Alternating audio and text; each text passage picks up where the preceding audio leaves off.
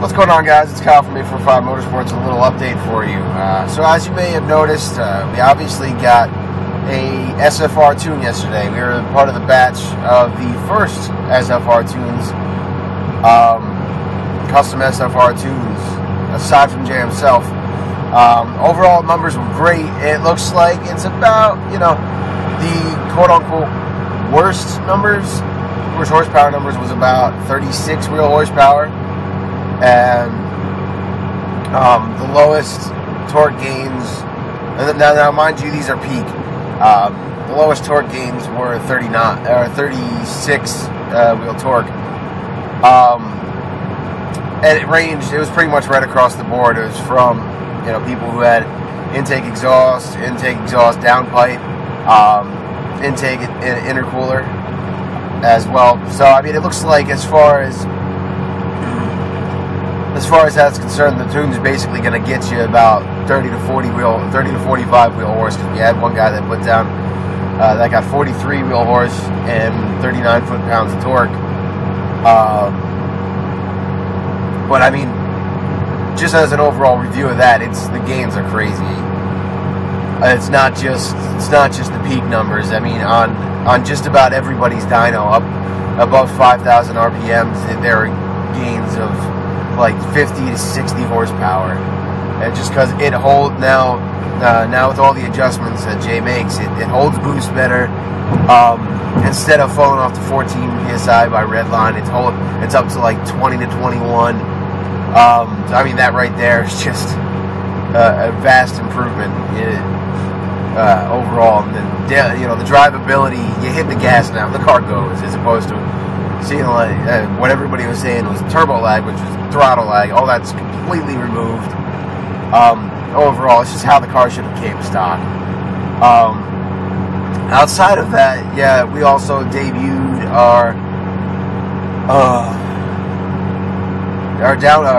full downpipe that we're going to be doing. I have the prototype on my car right now. I've got a lot of questions about when it's going to be released and things of that nature, but I figured I'd just give you a video update. It's a little easier sometimes, especially when I gotta go drive back to the dyno.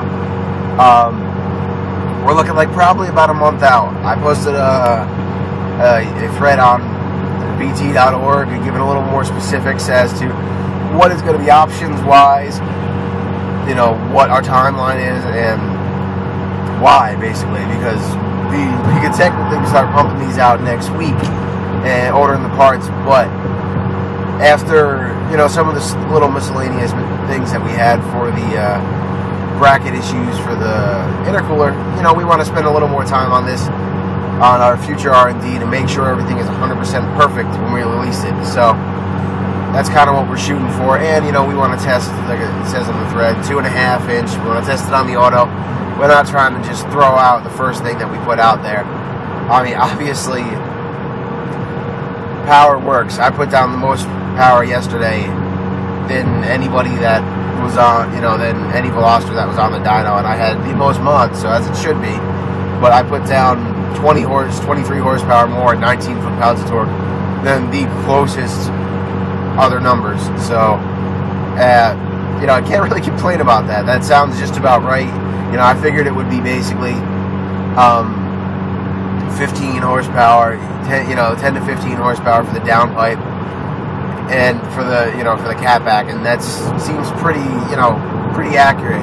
And also, you got to figure it's not additive when you start stacking mods. So one might give you more, might give you 20, but you're not going to see, the other might give you 5 in conjunction when you stack them. So, but anyways, it's overall, downpipe came out awesome. You can see pictures of it on our Facebook or on the thread. But I figured this is also a good way to give you a little sound level as a normal cruising. We're running our touring exhaust, which is the Dynamax 6-inch round body muffler, 18 inch in length. And it's our 3-inch catless downpipe. So this is kind of what you're thinking. There is a little bit of a drone at 75. It's not too terrible though. It's definitely tolerable. You could have a conversation over it. It's just, I know some people want none at all. If that's your that's what you're looking for, go catless. We also going to have the option of running a resonator in there in the downpipe, so that way it'll quiet it down a little more for you. So we're going to have a lot of options as far as that's concerned. I personally don't mind it. You know, it's not too bad. The touring exhaust on its own is silent, so I would recommend that if you're looking for medium volume and you want to get a downpipe, go touring. And then, you know, if you want a little bit louder, go catless. If you don't want to go catless, then I'm sure the catted will increase volume a little bit as well, just because it's more free-flowing, it's a larger pipe than stock, and it's all stainless. We don't have cast. It goes, you know, there's nothing that's cast in our system. It goes straight from the turbo to the cat back. The whole thing is replaced, so it's not just the cat pipe like a lot of other people are selling. And this video is getting long as fuck, so I'm going to wrap it up. But yeah, this is Kyle from 845 Motorsports.